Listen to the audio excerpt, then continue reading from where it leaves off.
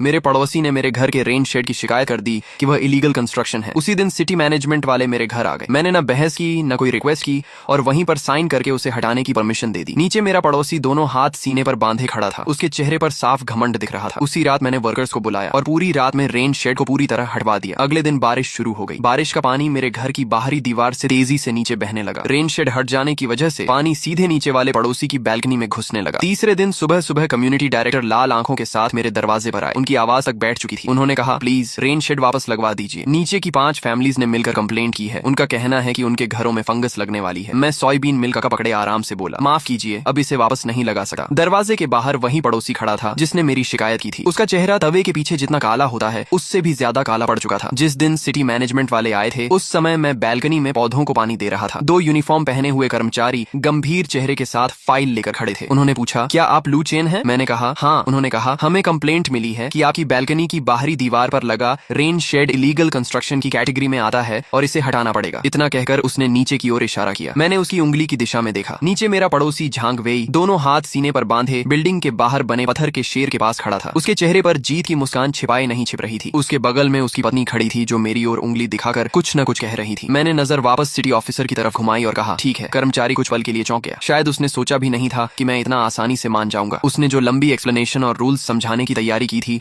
वह सब उसके गले में ही अटक गई। उसने पूछा, क्या कहा आपने? मैंने दोबारा कहा, मैं सहमत हूँ। डॉक्यूमेंट्स कहाँ हैं? मैं साइन कर देता हूँ। इस बार उसके पीछे खड़े युवा कर्मचारी भी हैरान रह गए। उन्होंने ऐसे बहुत से लोगों को देखा था जो इलीगल कंस्ट्रक्शन हटाने के नाम पर रोते चिल्लाते थे, लेकिन मेरी तरह सीधे मान जाने वाला शायद पहला इंसान था। टीम के लीडर ने जल्दी से फाइल से नोटिस निकाला और बोला, रूल्स के अनुसार आपको इसे खुद हटाने के लिए 3 दिन का समय दिया जाता है। अगर तय समय के भीतर नहीं हटाया गया तो हम फोर्सफुली इसे हटाएंगे। मैंने पेन लिया और नोटिस के नीचे अपना नाम लिख दिया। फिर बोला, 3 दिन की जरूरत नहीं है, मैं इसे आज रात ही हटा दूंगा। उसने कहा, सहयोग के लिए धन्यवाद। उनके जाने के बाद मैं वापस बैल्कनी में गया और अपनी ऑर्किड फ्लावर्स को पानी देने लगा। तभी नीचे से झांग वेई जोर से चिल्लाया, लू चेन, सुना ना? जल्दी से इसे हटाओ, पब्लिक रिसोर्सेज पर कब्जा मत करो। उसकी आवाज इतनी तेज थी कि आसपास टहल रहे कई बुजुर्ग भी हमारी तरफ देखने लगे। मैंने उसकी बात का कोई जवाब नहीं दिया। पौधों को पानी देने के बाद मैंने मोबाइल निकाला और सोसाइटी ओनर्स ग्रुप में जाकर ऑनेस्ट डेकोरेशन नाम के कॉन्टैक्ट को कॉल लगाया। हेलो, क्या आप मास्टर जो हैं? जी, बोल रहा हूँ। मैंने कहा, मैं बिल्डिंग 7 के फ्लैट 601 से लू चेन बोल रहा हूँ। मेरी बैल्कनी में एक रेन शेड है, उसे आज रात हटवाना है। क्या आप लोग वर्कर्स भेज सकते हैं? पैसे की चिंता मत कीजिए, मैं एक्स्ट्रा पेमेंट दूंगा। उसने तुरंत जवाब दिया, बिल्कुल कर सकते हैं। आज रात हमारे कुछ वर्कर्स खाली हैं, हम इसे पूरी तरह साफ करके हटाएंगे। कॉल खत्म करने के बाद मैं किचन में डिनर बनाने चला गया। झांग वेई का परिवार लगभग 6 महीने पहले ही मेरे नीचे वाले फ्लैट में शिफ्ट हुआ था। उनके आने के बाद से इस बिल्डिंग में कभी शांति नहीं रही। कभी उन्हें ऊपर चलने की आवाज से प्रॉब्लम होती, कभी कॉरिडोर में रखे सामान से, तो कभी सोसाइटी की स्ट्रे कैट्स से। उसकी पत्नी ने अपने बैल्कनी को ग्लास फ्लावर हाउस में बदल रखा था। कुछ दिन पहले उसने ओनर्स ग्रुप में कंप्लेंट की थी कि मेरे रेन शेड से टपकने वाला पानी उसके फूलों पर गिरता है। झांग वेई ने तुरंत मुझे टैग करके कहा था कि मैं खुद इसका सोल्यूशन निकालूं। तब मैंने जवाब दिया था कि रेन शेड का काम बारिश रोकना और पानी की दिशा बदलना है, इसलिए बारिश में उससे पानी टपकना एक नॉर्मल फिजिकल फिनोमिनॉन है। शायद ग्रुप में उसकी बेइज्जती हो गई थी, इसलिए उसने उसके बाद कुछ नहीं कहा। मुझे लगा मामला वहीं खत्म हो गया, लेकिन मैंने कभी नहीं सोचा था कि वह सीधे सिटी मैनेजमेंट तक कंप्लेंट पहुंचा देगा। यह रेन शेड मैंने यहाँ शिफ्ट होने के पहले साल में लगवाया था। हमारी बिल्डिंग की डिजाइन में एक कमी थी, बैल्कनी की बाहरी दीवार पर वाटरप्रूफ एज नहीं बनाई गई थी, इसीलिए बारिश का पानी सीधे दीवारों से नीचे बहता था। समय के साथ नीचे वाले फ्लैट्स की सीलिंग और दीवारों में लीकेज और फंगस की प्रॉब्लम हो जाती थी, इसलिए पूरी बिल्डिंग के रेजिडेंट्स ने लगभग एक जैसे ट्रांसपेरेंट रेन शेड्स लगवा लिए थे। इससे न सनलाइट रुकती थी और न ही बिल्डिंग का लुक खराब होता था, बल्कि पानी सही दिशा में बहता था और दीवारें सुरक्षित रहती थीं। पिछले 10 सालों से सब कुछ ठीक चल रहा था जब तक कि झांग वेई यहाँ नहीं आया था। शाम 7 बजे मास्टर जो 2 वर्कर्स के साथ समय पर पहुंच गया। जल्द ही ड्रिल मशीन और कटिंग मशीन की आवाजें गूंजने लगी। शायद झांग वेई ने आवाज सुन ली थी, इसलिए वह खास तौर पर नीचे आकर निगरानी करने लगा। वह पत्थर के शेर के पास खड़ा होकर सिगरेट पी रहा था और देख रहा था कि वर्कर्स एक एक करके रेन शेड के पैनल्स नीचे उतार रहे हैं। उसके चेहरे की मुस्कान हर मिनट और बड़ी होती जा रही थी। रात 10 बजे तक पूरा रेन शेड हट चुका था, यहाँ तक कि दीवार में लगे स्क्रूज भी पूरी तरह निकाल दिए गए थे। मैंने खुशी खुशी पेमेंट की और वर्कर्स को बोनस भी दिया। मास्टर जो हंसते हुए बोला, सर आपके रेन शेड का मटेरियल बहुत अच्छा था, इसे हटाना सच में अफसोस की बात है। मैंने मुस्कुराकर कहा, क्या करूं, किसी को यह आंखों में चुभ रहा था। वर्कर्स के जाने के बाद मैंने दरवाजा बंद कर दिया। बाहर आसमान में काले बादल छाए हुए थे, जैसे कोई बड़ी बारिश आने वाली हो। अगली सुबह मैं तेज बारिश की आवाज से जाग गया। कर्टन हटाकर देखा तो बड़े बड़े रेन ड्रॉप्स शीशे पर गिरकर पानी की धाराओं में बदल रहे थे। मैं बैल्कनी में गया। रेन शेड हट जाने के बाद अब बारिश के पानी को रोकने या दिशा देने वाला कुछ भी नहीं था। पानी बिना किसी रुकावट के सीधे 6ठी मंजिल की बाहरी दीवार पर जोर जोर से गिर रहा था। फिर वह पानी दीवार के साथ बहते हुए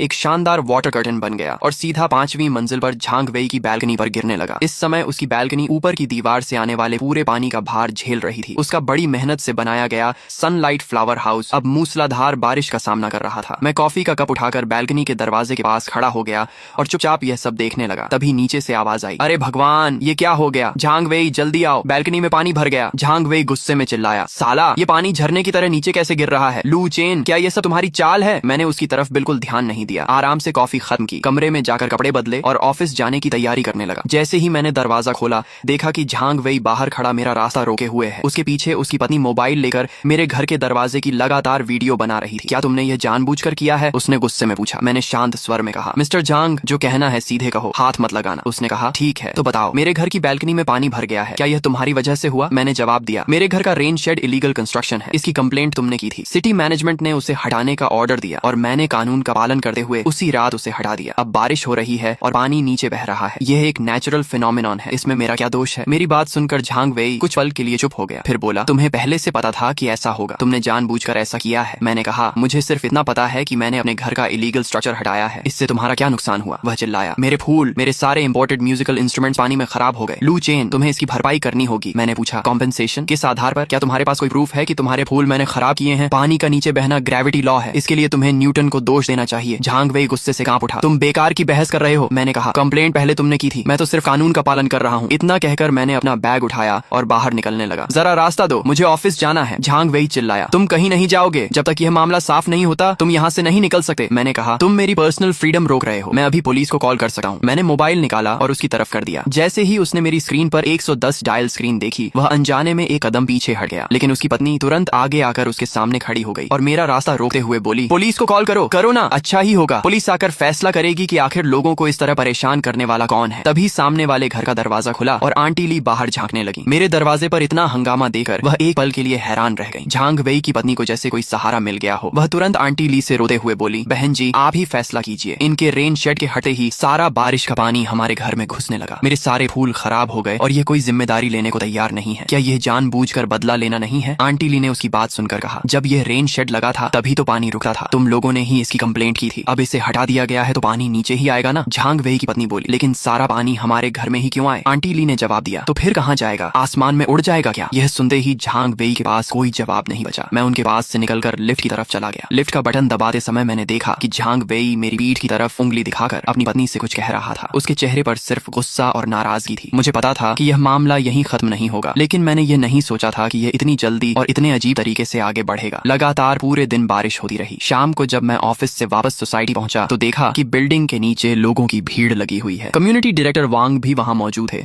और हाथ में नोटबुक लेकर कुछ लिख रहे थे। झांग वेई और उसकी पत्नी भीड़ के बीच खड़े थे और ऊपर की तरफ उंगली दिखाते हुए कह रहे थे, डायरेक्टर वांग, आपने देखा ना, बारिश का पानी झरने की तरह सीधे हमारे घर में घुस रहा है। सिर्फ हमारा ही नहीं, चौथी मंजिल, तीसरी मंजिल और दूसरी मंजिल वाले भी परेशान हो रहे हैं। डायरेक्टर वांग ने ऊपर देखा और उनकी भौहें सिकुड़ गईं। छठी मंजिल की दीवार से गिरता हुआ पानी एक बड़े वाटर कर्टन की तरह नीचे आ रहा था। पांचवी मंजिल की बैल्कनी से टकराने के बाद पानी चारों तरफ बिखर रहा था। उसका कुछ हिस्सा नीचे की ओर बहता जा रहा था, जबकि कुछ हिस्सा हवा की वजह से इधर उधर उड़कर चौथी और तीसरी मंजिल की खिड़कियों और दीवारों को पूरी तरह भिगो रहा था। नीचे की मंजिलों के कुछ रेजिडेंट्स भी शिकायत करने लगे, आज पूरे दिन हमारी खिड़कियां सूखी ही नहीं, दीवारें पूरी तरह गीली हो गई हैं। अगर यह लंबे समय तक चला तो फंगस लग जाएगी। मुझे आते देख भीड़ अपने आप दो हिस्सों में बढ़ गई और मेरे लिए रास्ता बन गया। झांग वेई ने मुझे देखते ही गुस्से में कहा, लू चेन, देखो तुम्हारी वजह से क्या हो गया। डायरेक्टर वांग ने तुरंत उसे शांत कराया। झांग वेई, पहले शांत हो जाओ। फिर उन्होंने मेरी तरफ देखकर कहा, लू चेन, ये समस्या अब सच में दूसरे पड़ोसियों को भी प्रभावित कर रही है। मैंने कहा, डायरेक्टर वांग, पहली बात, झांग वेई ने मेरे रेन शेड की इलीगल कंस्ट्रक्शन के रूप में कंप्लेंट की थी। सिटी मैनेजमेंट ने कानून के अनुसार कार्रवाई की और मैंने पूरा सहयोग किया। दूसरी बात, बिल्डिंग की डिजाइन ऐसी है कि बारिश का पानी सीधे दीवार से नीचे बहता है। ये डेवलपर की गलती है, मेरी नहीं। तीसरी बात, दूसरे पड़ोसियों को परेशानी हो रही है, इसके लिए मुझे अफसोस है, लेकिन इसकी जिम्मेदारी मेरी नहीं है। मेरी तीनों बातें खत्म होते ही पूरा माहौल शांत हो गया। झांग वेई कुछ कहना चाहता था, लेकिन उसके पास कोई जवाब नहीं था क्योंकि मैंने सिर्फ सच बोला था। डायरेक्टर वांग ने गहरी सांस ली। वह भी जानते थे कि मैं गलत नहीं था। उन्होंने कहा, बात तो सही है, लेकिन आखिर हम सब पड़ोसी हैं, थोड़ा इंसानी रिश्ता भी देखना चाहिए। अब जब समस्या पैदा हो गई है तो हमें मिलकर कोई सोल्यूशन निकालना होगा, है ना? मैंने सिर हिलाकर कहा, हाँ, सोल्यूशन निकलना चाहिए, लेकिन सही तरीका यह है कि जिन रेजिडेंट्स को परेशानी हो रही है वे सब मिलकर डेवलपर और प्रॉपर्टी मैनेजमेंट के खिलाफ शिकायत करें और पूरी बिल्डिंग की आउटर वॉल की वाटरप्रूफ रेनोवेशन करवाएं। यही परमानेंट सोल्यूशन है। जैसे ही मैंने डेवलपर का नाम लिया, अभी तक गुस्से में खड़े कई रेजिडेंट्स अचानक चुप हो गए। सब जानते थे कि डेवलपर और प्रॉपर्टी मैनेजमेंट एक दूसरे पर जिम्मेदारी डालते रहते हैं। एक रेजिडेंट बोला, अगर हम उनके पास गए तो पता नहीं कितने साल लग जाएंगे। दूसरा बोला, हाँ, जब तक वे कुछ करेंगे तब तक हमारे घर पूरी तरह तरह खराब हो जाएंगे। डायरेक्टर वांग ने कहा, लू चेन, ये प्रोसेस बहुत लंबी है, अभी जो समस्या सामने है पहले उसे तो हल करें। क्या तुम फिलहाल रेन शेड वापस नहीं लगवा सकते? मैंने शांत स्वर में कहा। मिस्टर जांग ने खुद मेरे रेन शेड की इलीगल कंस्ट्रक्शन की कंप्लेंट की थी और उसके सबूत के तौर पर सिटी मैनेजमेंट का डिमोलिशन नोटिस अभी भी मौजूद है। मैंने शांत स्वर में कहा, डायरेक्टर वांग, आप कम्युनिटी डायरेक्टर हैं, आप मुझे कानून मानने के लिए कहते हैं, लेकिन क्या अब आप ही मुझे कानून तोड़ने के लिए कह रहे हैं? डायरेक्टर वांग पूरी तरह चुप हो गए। बात भी सही थी, अभी कुछ दिन पहले ही रेन शेड को इलीगल कंस्ट्रक्शन बताकर हटाया गया था और अब उसे वापस लगाने को कहा जा रहा था। यह कैसी बात हुई? झांग वेई का चेहरा कभी लाल हो रहा था तो कभी सफेद, उसका हाल देखने लायक था। उसने खुद ही अपने लिए रास्ता बंद कर लिया था। मैंने आगे कहा, या फिर आप लोग सिटी मैनेजमेंट के पास जाइए और उनसे ऑफिशियल डॉक्यूमेंट लेकर आइए कि यह रेन शेड इलीगल कंस्ट्रक्शन नहीं है और इसे लगाने की अनुमति है। जैसे ही मुझे ऑफिशियल अप्रूवल मिल जाएगा, मैं बिना एक शब्द कहे तुरंत इसे वापस लगवा दूंगा। लेकिन सब जानते थे कि सिटी मैनेजमेंट से अपना ही फैसला बदलवाना डेवलपर के पास जाने से भी ज्यादा मुश्किल था। मैं उन सब की खामोशी देखकर और कुछ नहीं बोला और सीधे बिल्डिंग के अंदर चला गया। पीछे से झांग वेई की गुस्से से भरी चीखें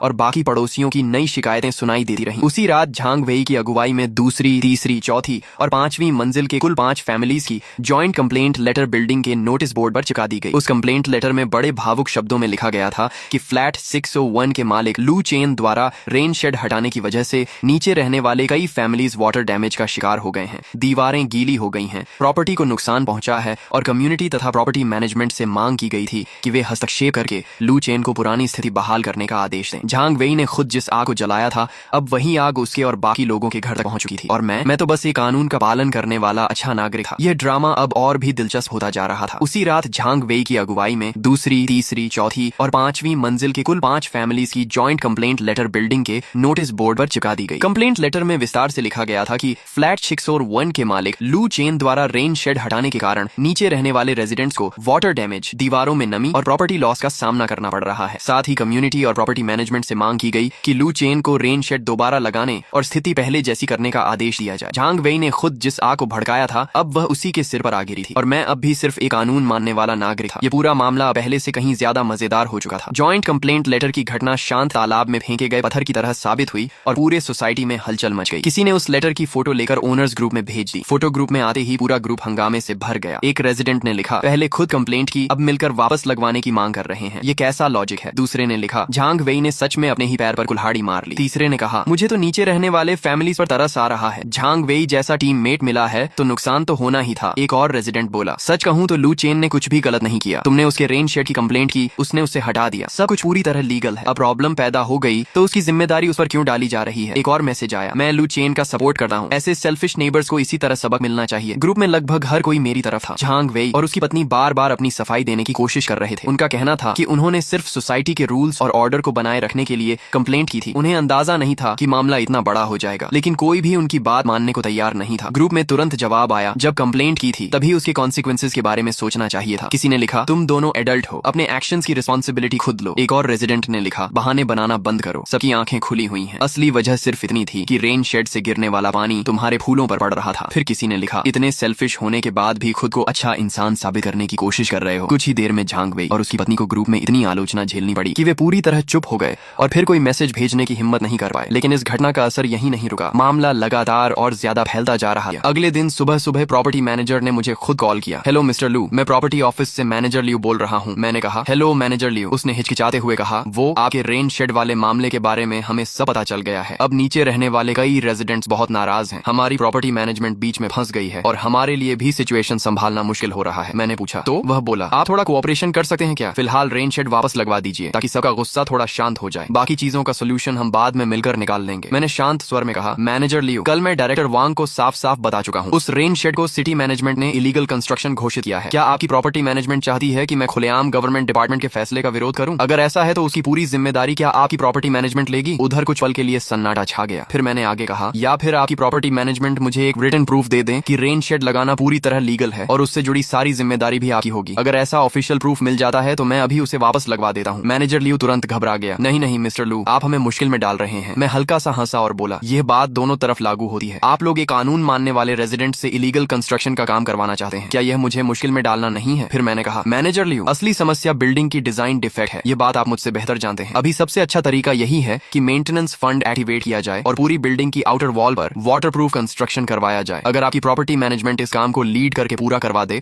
तो मुझे लगता है कि पूरी सोसाइटी आपको धन्यवाद देगी। इतना कहकर मैंने मैंने कॉल काट दिया। मुझे पता था कि मेंटेनेंस फंड शुरू करना आसान काम नहीं है, प्रोसेस लंबा और जटिल था और प्रॉपर्टी मैनेजमेंट शायद ही इस झंझट में पड़ना चाहती। मैंने बस एक बार फिर गेंद उनके पाले में डाल दी थी। दोपहर तक बारिश लगातार जारी रही। ऐसा लग रहा था जैसे उसका रुकने का कोई इरादा ही नहीं है। मैं उस दिन थोड़ा जल्दी ऑफिस से लौट आया। बिल्डिंग के नीचे पहुंचते ही मैंने एक मजेदार सीन देखा। झांग वेई की बैल्कनी में उसकी पत्नी एक बहुत बड़ा प्लास्टिक टब पकड़े हुए थी और बड़ी मुश्किल से उसमें भरा पानी बाहर फेंक रही थी। दूसरी तरफ झांग वेई सीढ़ी पर चढ़ा हुआ था। उसके हाथ में एक विशाल प्लास्टिक शीट और टेप थी। ऐसा लग रहा था कि वह अपनी बैल्कनी के ऊपर यानी मेरे बैल्कनी फ्लोर के ठीक नीचे खुद ही एक टेम्पोररी शेड बनाने की कोशिश कर रहा है। लेकिन लगातार गिरती बारिश उसकी सारी मेहनत पर पानी फेर रही थी। उसका पूरा शरीर भीग चुका था। सीढ़ी बार बार हिल रही थी। टेप गीली दीवार पर चिपक ही नहीं रही थी। तभी हवा का एक तेज झोंका आया और प्लास्टिक शीट उड़कर सीधे उसके चेहरे पर चिपक गई। उसका हाल बेहद दयनीय और हास्यास्पद लग रहा था। नीचे कुछ पड़ोसी तमाशा देख रहे थे और आपस में फुसफुसा रहे थे। इससे क्या फायदा होगा, यह सिर्फ टेम्पोररी फिक्स है, असली समस्या तो वहीं की वहीं है। जो बोओगे वहीं काटोगे। पहले सोचना चाहिए था, अब पछताने से क्या फायदा। कुछ लोग तो उसकी हालत देखकर हंसी भी नहीं रोक पा रहे थे। मैं बिना रुके सीधे बिल्डिंग के अंदर चला गया। जैसे ही मैंने अपने घर का दरवाजा खोला, एक तेज सी सीलन और फंगस की बदबू मेरे चेहरे से टकराई। मैंने भौहें सिकोड़ ली और बैल्कनी की तरफ गया। यह बदबू नीचे से ऊपर आ रही थी। लगातार बारिश और जमा हुए पानी ने नीचे कुछ चीजों को सड़ाना शुरू कर दिया था। इस पुरानी बिल्डिंग का ड्रेनेज सिस्टम इतनी बड़ी आर्टिफिशियल वाटरफॉल को झेलने के लिए बना ही नहीं था। मैं खिड़की के बाहर लगातार बरसी बारिश को देखता रहा और मुझे महसूस हुआ कि इस पूरे ड्रामा का क्लाइमैक्स अब दूर नहीं। जिसने मेरी कंप्लेंट की थी, बहुत जल्द वही इंसान मेरे सामने आकर रिक्वेस्ट करने वाला था। तीसरे दिन सुबह आखिरकार बारिश रुक गई, लेकिन लगातार 2 दिनों तक हुई वाटर डैमेज का असर अब साफ दिखाई देने लगा था। मैं सुबह की रनिंग के लिए घर से निकलने ही वाला था कि दरवाजा खोलते ही सामने का नजारा देखकर रुक गया। कम्युनिटी डायरेक्टर वांग मेरे दरवाजे के बाहर खड़े थे। उनकी आंखें लाल थीं, चेहरा थका हुआ था और ऐसा लग रहा था जैसे उन्होंने कई रातों से ठीक से नींद नहीं ली हो। उनके साथ नीचे रहने वाले 5 फैमिलीज के रिप्रेजेंटेटिव्स भी खड़े थे, जिनमें झांग वेई भी शामिल था। सभी के चेहरे बेहद खराब दिख रहे थे, खासकर झांग वेई। 2 दिन पहले तक उसका घमंडी और अकड़ वाला रवैया पूरी तरह गायब हो चुका था। अब उसका सिर झुका हुआ था। चेहरा तवे के पीछे जितना काला होता है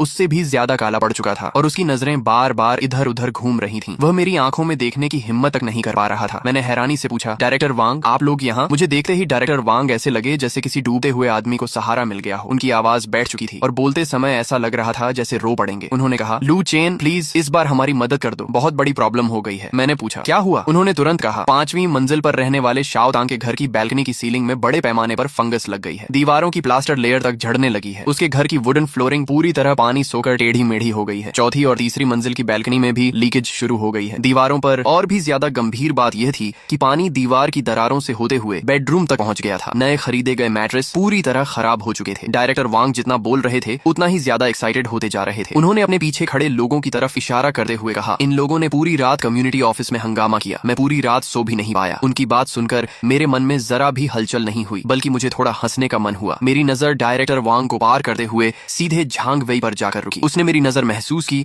और तुरंत अपना सिर और नीचे झुका लिया। मैंने हाथ में पकड़ी हुई सोयाबीन मिल्क का एक घूंट लिया और आराम से कहा, इतनी गंभीर बात है क्या? मेरी शांति और डायरेक्टर वांग की बेचैनी के बीच साफ अंतर दिखाई दे रहा था। हाँ, डायरेक्टर वांग लगभग विनती करते हुए बोले, लू चेन, इस बार मेरी बात मान लो। रेन शेड वापस लगवा दो। पहले इस पानी को रोको, इसे नीचे बहना बंद करना होगा। मैंने सोयाबीन मिल्क नीचे रखी और उनकी आंखों में देखते हुए एक एक शब्द साफ बोलते हुए कहा, इलीगल कंस्ट्रक्शन है, नहीं लगा सकता। ये 6 शब्द ऐसे थे जैसे किसी ने डायरेक्टर वांग के सिर पर ठंडे पानी की बाल्टी उड़ेल दी हो। उनके चेहरे का सारा रंग एक पल में उड़ गया। लेकिन अभी सिचुएशन अलग है, उन्होंने कमजोर आवाज में कहा। मैंने तुरंत जवाब दिया, सिचुएशन चाहे जैसी भी हो, कानून नहीं तोड़ा जा सकता। आप कम्युनिटी ऑफिसर हैं, आपको तो सबसे ज्यादा लॉ की रिस्पेक्ट करनी चाहिए। इस बार डायरेक्टर वांग पूरी तरह चुप हो गए। उनके पास कोई जवाब नहीं बचा था। तभी अब तक खड़ा झांग वेई धीरे धीरे आगे बढ़ा और मेरे सामने आकर रुक गया। उसने सिर उठाया। उसकी आंखें लाल थीं, उनमें ब्लड वेसल्स साफ दिखाई दे रही थी। उसके होंठ कांप रहे थे जैसे वह कोई बहुत मुश्किल फैसला लेने वाला हो। भाई लू, उसने कहा। उसने पहली बार मुझे भाई कहकर बुलाया था। मैंने पूछा, क्या बात है? झांग वेई ने गहरी सांस ली और बोला, इस बार गलती मेरी थी। मैं सेल्फिश था, मैं बेवकूफ था, मुझे कंप्लेंट नहीं करनी चाहिए थी। मैं माफी मांगता हूँ। इतना कहकर उसने मेरे सामने गहरा झुकर बो किया। उसके पीछे खड़ी उसकी पत्नी ने भी धीमी आवाज में कहा, सॉरी। ये सीन देखकर आसपास खड़े सभी लोग शांत हो गए। झांग वेई ने फिर कहा, भाई लू, आप बड़े दिल वाले इंसान हैं, मेरी गलती को दिल पर मत लीजिए। देखिए, मेरा नुकसान भी कम नहीं हुआ है। मेरे सारे फूल खत्म हो गए, फ्लोर भी खराब हो गया। कृपया रेन शेड वापस लगवा दीजिए। जितना खर्च आएगा मैं दूंगा, डबल पेमेंट दूंगा। मैंने सिर हिलाया। यह पैसों का सवाल नहीं है, यह प्रिंसिपल का सवाल है। तुमने ही मुझे एक कानून का पालन करने वाला अच्छा नागरिक बनाया है। अब मैं सिर्फ अपने अच्छे नागरिक वाले प्रिंसिपल पर कायम हूँ। मेरी यह बात सीधे झांग वेई के दिल में तीर की तरह जाकर लगी। उसके चेहरे की आखिरी बची हुई रंगत भी गायब हो गई। उसे समझ आ गया था कि मैं पैसे के लिए यह सब नहीं कर रहा। मैं सिर्फ चाहता था कि वह अपने किए की कीमत चुकाए और ऐसी कीमत चुकाए कि शिकायत भी न कर सके। लेकिन झांग वेई की सार्वजनिक माफी के बाद भी यह ड्रामा खत्म नहीं हुआ। उल्टा अब यह लड़ाई सिर्फ मेरे और झांग वेई के बीच नहीं रही थी, बल्कि मेरे और नीचे रहने वाले सभी रेजिडेंट्स के बीच बदल चुकी थी। जब लोगों ने देखा कि मैं न दबाव में आ रहा हूँ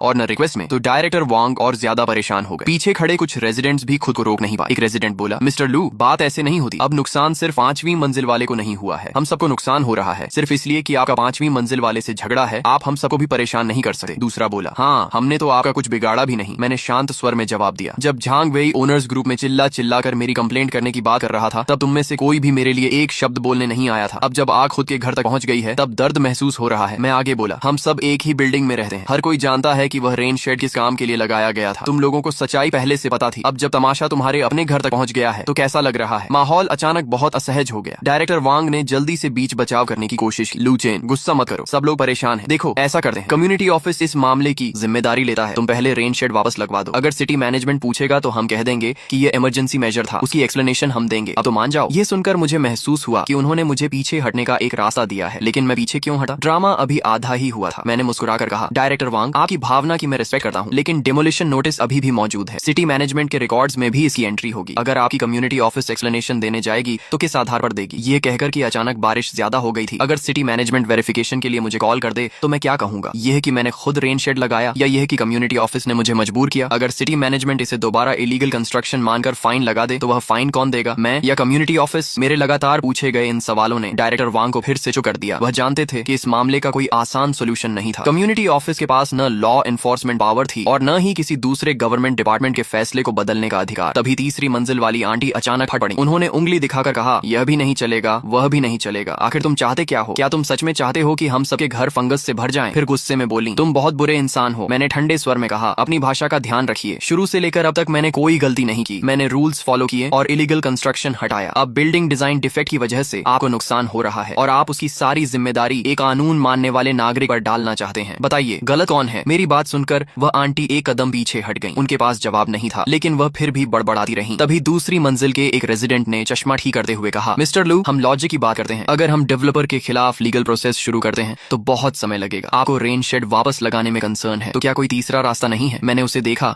और पहली बार मुझे लगा कि यहाँ कोई सोचने समझने वाला इंसान भी है। मैंने कहा, है। ये सुनते ही सभी की नजरें मुझ पर टिक गईं। मैंने धीरे से कहा, तुम लोग खुद सिटी मैनेजमेंट के पास जाओ और उनसे परमिशन मांगो कि रेन शेड वापस लगाने की अनुमति दी जाए। मेरी बात खत्म होते ही पूरा माहौल एकदम शांत हो गया। सभी लोग स्तब्ध रह गए, क्योंकि इसका मतलब था कि उन्हें खुद स्वीकार करना पड़ेगा कि पहले कंप्लेंट करना गलती थी और अब वही गलती ठीक करवाने के लिए गवर्नमेंट डिपार्टमेंट के सामने हाथ जोड़ने पड़ेंगे। झांग वेई का चेहरा अब काले रंग से भी आगे निकल चुका था। वह लगभग राख जैसा ग्रे पड़ गया था। यह प्रपोजल उसके लिए किसी टॉर्चर से कम नहीं था। पहले उसी ने कंप्लेंट की, सिटी मैनेजमेंट ने रेन शेड हटवा दिया और अब उसी को लीड पर्सन बनकर सिटी मैनेजमेंट से रेन शेड वापस लगाने की रिक्वेस्ट करनी पड़ेगी। यह उसके लिए पूरी तरह से इज्जत खो देने वाली बात थी। यह काम करेगा? किसी ने हिचकिचाते हुए पूछा। मैंने कंधे उचकाए और कहा, काम करेगा या नहीं यह कोशिश करने के बाद ही पता चलेगा, लेकिन फिलहाल यही एकमात्र रास्ता है। अब आप लोग आपस में बैठकर फैसला कर लीजिए। इतना कहकर मैंने जोर से दरवाजा बंद कर दिया। बाहर खड़े लोगों के लिए सारी प्रॉब्लम्स छोड़कर मैं अंदर वापस चला गया। मुझे पता था कि उनके पास अब कोई दूसरा विकल्प नहीं बचा था, क्योंकि हर बीतते मिनट के साथ उनका नुकसान और बढ़ता जा रहा था। दिन सुबह डायरेक्टर वांग एक नई तैयार की गई सिचुएशन रिपोर्ट और टेम्पोरेरी रेस्टोरेशन एप्लीकेशन लेकर फिर मेरे घर आ पहुंचे। एप्लीकेशन में बिल्डिंग डिजाइन डिफेक्ट, बारिश का पानी अंदर घुसने की समस्या और नीचे रहने वाली 5 फैमिलीज के नुकसान का पूरा विवरण लिखा हुआ था। शब्दों में सच्ची विनती झलक रही थी। साथ ही हर फैमिली की बैल्कनी की खराब हालत वाली फोटोज भी अटैच थी। सबसे नीचे 5 हाउस ओनर्स के साइन और लाल रंग के फिंगरप्रिंट्स लगे हुए थे। उनमें सबसे ऊपर झांग वेई का नाम साफ दिखाई दे रहा था। डायरेक्टर वांग ने उम्मीद भरी नजर से मुझे देखते हुए कहा, लू चेन, जरा देखो, अब ये ठीक है ना? मैंने एप्लीकेशन ली और ध्यान से पढ़ी। सच कहूं तो इसे काफी अच्छी तरह लिखा गया था। पूरे डॉक्यूमेंट में उन्होंने खुद को बिल्डिंग डिजाइन डिफेक्ट का विक्टिम बताया था और रेन शेड लगाने को एकमात्र इमरजेंसी सेल्फ रेस्क्यू मेजर घोषित किया था। पूरा पढ़ने के बाद मैंने सिर हिलाया और कहा, ठीक है, लेकिन यह एप्लीकेशन आप लोगों को और खास तौर पर मिस्टर झांग वेई को खुद सिटी मैनेजमेंट डिपार्टमेंट में जाकर जमा करनी होगी। डायरेक्टर वांग कुछ पल के लिए चुप रह गए। मैंने आगे कहा, जिसने गांठ बांधी है वही उसे खोलेगा। कंप्लेंट किसने की थी? झांग वेई ने, इसलिए एप्लीकेशन भी वही देगा। तभी आपकी सिंसियरिटी दिखाई देगी और सिटी मैनेजमेंट वालों को भी पूरी घटना शुरू से अंत तक समझ में आएगी। फिर मैंने साफ कहा, अगर आप लोग खुद जाकर ये एप्लीकेशन नहीं देंगे तो इसका कोई मतलब नहीं है। डायरेक्टर वांग ने गहरी सांस ली और कहा, ठीक है, हम जाएंगे, अभी चलते हैं। झांग वेई, तुम्हें भी चलना होगा। झांग वेई ने सिर झुका लिया। वह बिल्कुल ऐसे लग रहा था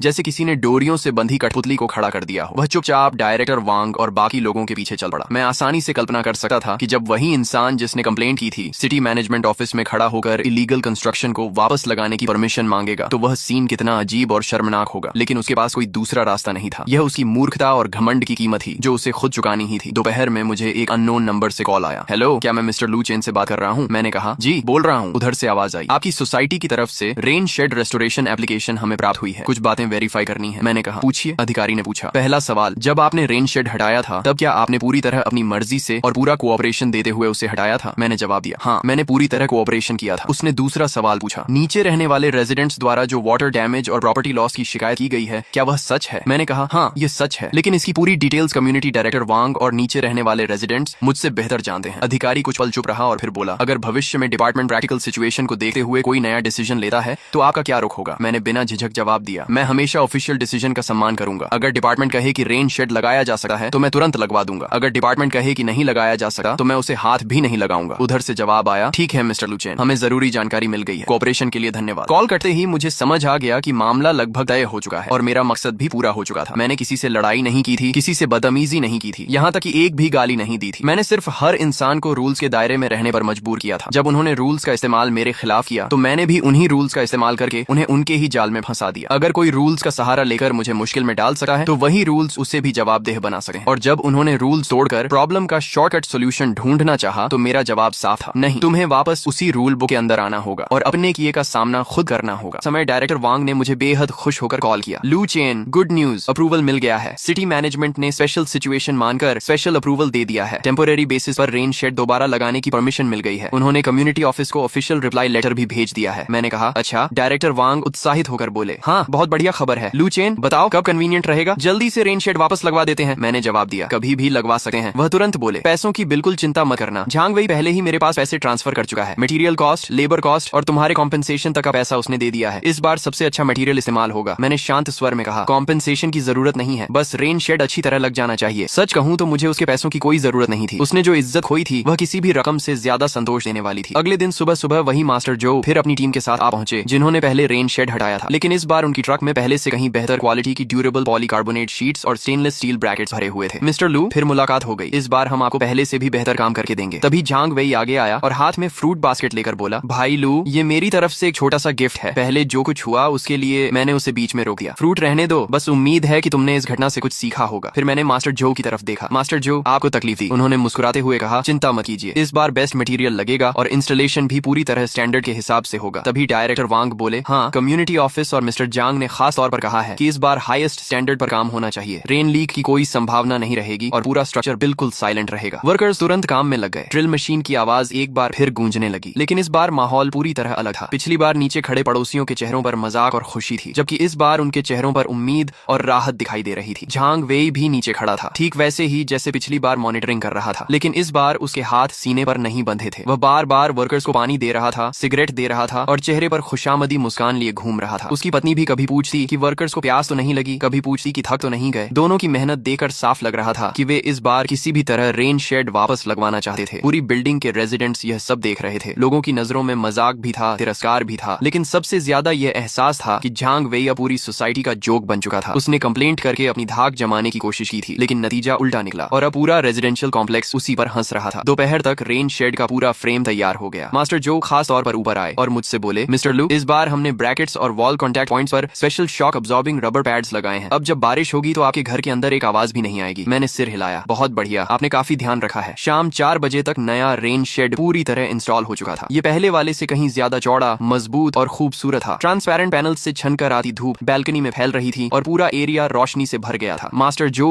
और उनकी टीम ने कंस्ट्रक्शन वेस्ट का एक एक टुकड़ा साफ कर दिया। उसके बाद डायरेक्टर वांग और जांग वेई ऊपर आकर फाइनल इंस्पेक्शन करने लगे। डायरेक्टर वांग ने चारों तरफ देखकर कहा, शानदार, सच में बहुत शानदार। जांग वेई ने सावधानी से पूछा, भाई लू, अब आप संतुष्ट हैं? मैंने बैल्कनी की तरफ नजर डाली और कहा, हाँ ठीक है। वह कुछ झिझका, फिर बोला, तो पहले जो नुकसान हुआ था, मैंने सीधे जवाब दिया, वह तुम्हारे और डेवलपर के बीच का मामला है, उसका मुझसे कोई संबंध नहीं है। झांग वेई का चेहरा एक पल के लिए जम गया, लेकिन उसने तुरंत सिर हिलाया। हाँ हाँ, आप सही कह रहे हैं। अब उसमें एक शब्द भी बहस करने हिम्मत नहीं बची थी। एक रेन शेड से शुरू हुई यह पूरी जंग आखिरकार यहीं आकर खत्म हुई और मैं जीता था। साफ सुथरे तरीके से जीता था, लॉजिक और रूल्स के साथ जीता था। मैंने किसी को भी मेरे खिलाफ एक भी बहाना पकड़ने का मौका नहीं दिया। मैंने बस उन्हें यह सिखाया कि रिस्पेक्ट क्या होती है और रूल्स का मतलब क्या होता है। सभी लोगों के जाने के बाद मैं नए रेन शेड के नीचे खड़ा होकर नीचे झांग वेई की बैल्कनी की बर्बाद हालत को देख रहा था। मैं जानता था, मुझे पता था कि आज के बाद मेरे आसपास काफी शांति रहने वाली है। रेन शेड दोबारा लगने के तीसरे दिन प्रॉपर्टी मैनेजर लियू ने मुझे फिर कॉल किया। इस बार उसकी आवाज पहले से भी ज्यादा विनम्र थी, यहाँ तक कि उसमें थोड़ी खुशामद भी झलक रही थी। मिस्टर लू, क्या आप घर पर हैं? बिल्डिंग रिपेयर प्रोजेक्ट के बारे में एक नई प्रोग्रेस हुई है। मैंने कहा ठीक है बताइए। वह उत्साह से बोला, आपने जो सजेशन दिया था वह बिल्कुल सही था। प्रॉब्लम की जड़ सचमुच बिल्डिंग डिजाइन में ही थी। कम्युनिटी ऑफिस और प्रॉपर्टी मैनेजमेंट की जॉइंट मीटिंग के बाद और अधिकांश रेजिडेंट्स की राय लेने के बाद हमने officially major repair fund activate करने का फैसला किया है। बिल्डिंग नंबर 7 की पूरी आउटर वॉल पर कॉम्प्रिहेंसिव वाटर प्रूफिंग और ड्रेनेज सिस्टम रेनोवेशन किया जाएगा। ये खबर सच में मेरी उम्मीद से बाहर थी। मुझे लगा था कि प्रॉपर्टी मैनेजमेंट हमेशा की तरह जिम्मेदारी टालती रहेगी, लेकिन उन्होंने इतनी जल्दी फैसला कर लिया। मैंने कहा इतनी जल्दी? मैनेजर लियू हंस पड़ा। जल्दी कहाँ हुई? इस बार आपके रेन शेड वाले मामले का इम्पैक्ट बहुत बड़ा हो गया। अब सिर्फ आपकी बिल्डिंग के रेजिडेंट्स ही नहीं, दूसरी बिल्डिंग्स के रेजिडेंट्स भी चिंता करने लगे हैं। सब लोग हमसे हिडन रिस्क चेक करने की मांग कर रहे हैं। हम पर भी बहुत प्रेशर है। इसीलिए हमने सोचा कि प्रॉब्लम्स एक एक करके सामने आने का इंतजार करने से बेहतर है कि सब कुछ एक साथ सॉल्व कर दिया जाए। मैंने पूछा तो मुझे क्या करना होगा? उसने कहा प्रोसीजर के मुताबिक मेजर रिपेयर फंड शुरू करने के लिए 2/3 से ज्यादा ओनर्स के साइन चाहिए। कल नीचे सिग्नेचर कैंपेन होगा। उम्मीद है आप भी आकर सपोर्ट करेंगे। मैंने बिना सोचे कहा कोई प्रॉब्लम नहीं। आखिर ये सिर्फ मेरे लिए नहीं, पूरी बिल्डिंग के लिए अच्छी बात थी। अगले दिन जब मैं साइन करने नीचे गया तो नोटिस बोर्ड के सामने लोगों की भीड़ लगी हुई थी। सिर्फ हमारी बिल्डिंग के लोग ही नहीं, दूसरी बिल्डिंग्स के रेजिडेंट्स भी खबर सुनकर आ गए थे। प्रॉपर्टी मैनेजमेंट और कम्युनिटी ऑफिस के स्टाफ फॉर्म्स बांट रहे थे और प्रोजेक्ट की डिटेल्स समझा रहे थे। मैंने झांग वेई और उसकी पत्नी को देखा। दोनों सबसे पहले साइन करने वालों में थे। मुझे देखते ही झांग वेई भीड़ से निकलकर मेरे पास आया। भाई लू, आप भी आ गए। उसका रवैया अब डर से बदलकर